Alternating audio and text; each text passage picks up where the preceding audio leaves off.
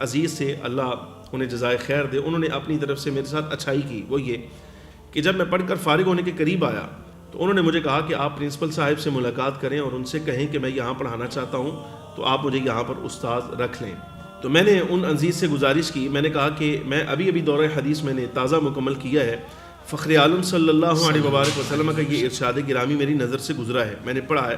حضور فرماتے ہیں کہ جو بندہ منصب مانگ کر لیتا ہے، اللہ تبارک و تعالیٰ اس بندے کو منصب کے حوالے کر دیتا ہے، وہ جانے اور منصب جانے، یہ خود حل کرے گا۔ لیکن جس کو منصب اللہ تبارک و تعالیٰ جل وعلا کے فضل اور مالک کی تقدیر سے دیا جاتا ہے، رب العالمین جل وعلا اس منصب کو نبھانے میں اس کی مدد بھی کرتا ہے۔ میں سرکار کی حدیث کے خلاف نہیں کروں گا،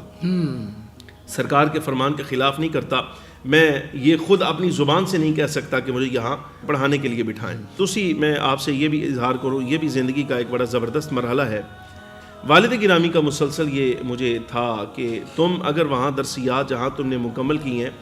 اگر اس جامعہ میں تم پڑھا نہیں سکتے تو میں یہ سمجھوں گا کہ تمہارے اساتذہ نے تمہیں اس قابل نہیں سمجھا، صرف پڑھایا ہے اور وہاں سے تمہیں جو ہے وہ سند دے کر فارغ کر دیا، اس کے علاوہ ان کے نزدیک تمہاری کوئی حیثیت نہیں۔ میں تمہیں عالم تب سمجھوں گا یا یہ سمجھوں گا کہ تم اپنی پڑھائی میں کامیاب ہوئے ہو کہ جب تمہارے اساتذہ خود یہ کہیں کہ ہم چاہتے ہیں کہ تم یہاں پڑھاؤ، صحیح وہ اعتماد کریں گے۔ ظاہر ہے 8 سال کا دورانیہ میں نے ان کی خدمت میں 9 سال گزارے تھے، اساتذہ سے زیادہ کون واقف ہوتا ہے شاگردوں سے۔ ایک تو والد گرامی کا کہنا، دوسرا میرا اپنا جو میں نے ان کو جواب دیا کہ میں منصب مانگ نہیں سکتا،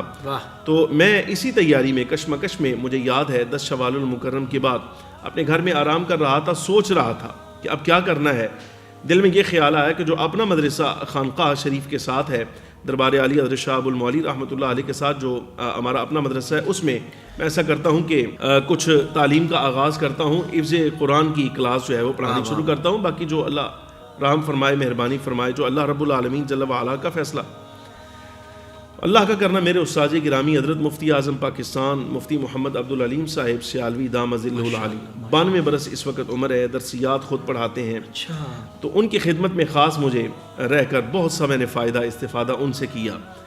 ان کا مجھے فون آیا اور فرمانے لگے کہ میری یہ خواہش ہے، بلکہ یہ جملہ دہرا دیتا ہوں، مجھے فرمانے لگے اب کیا ارادہ ہے تمہارا آگے؟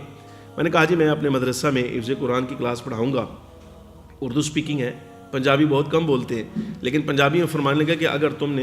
تم حفظ کی کلاس ہی پڑھانی سی تو پھر اتنا پڑھنے کا فائدہ کی سی طرح، یہ جملہ کہا کہ اگر تم نے حفظ کی کلاس پڑھانی تھی تو اتنا محنت کیوں کی تم نے اس میدان میں؟ فرمانے لگے کہ تم کل آ کے مجھے ملنا، پھر انشاءاللہ کوئی فیصلہ کرتے ہیں۔ اگلے دن میں حاضر ہوا تو حضرت استاد گرامی شیخ الحدیث صاحب دام ظلہ العالی نے مجھے فرمایا کہ میری یہ خواہش ہے کہ تم یہاں میری نگرانی میں پڑھاؤ۔ پھر انہوں نے خود حضرت پرنسپل صاحب سے بات کی اور اس کے بعد میرا انتخاب ہوا، بطور معلم وہاں پڑھانا شروع کیا۔ آج بھی الحمدللہ تعالیٰ جس ڈیٹ پہ آپ کے ساتھ یہاں بیٹھا ہوں، 10 سال مجھے درسیات پڑھاتے ہوئے مکمل ہو گئے،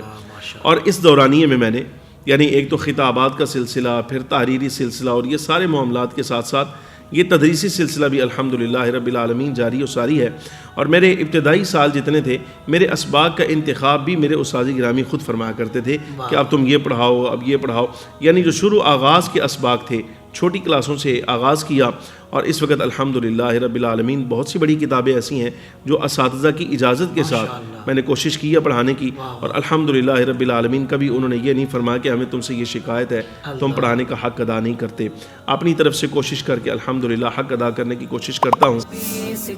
زندگی کے تمام شعبوں میں دینی رہنمائی حاصل کرنے اور آخرت کو بہتر کرنے کے لیے ہمارے YouTube channel Islamic digital studio کو سبسکرائب کر لیں اور بیل آئیکن بھی پریس کر لیں۔ قرآن سے بھی ملاتا ہے ہمارا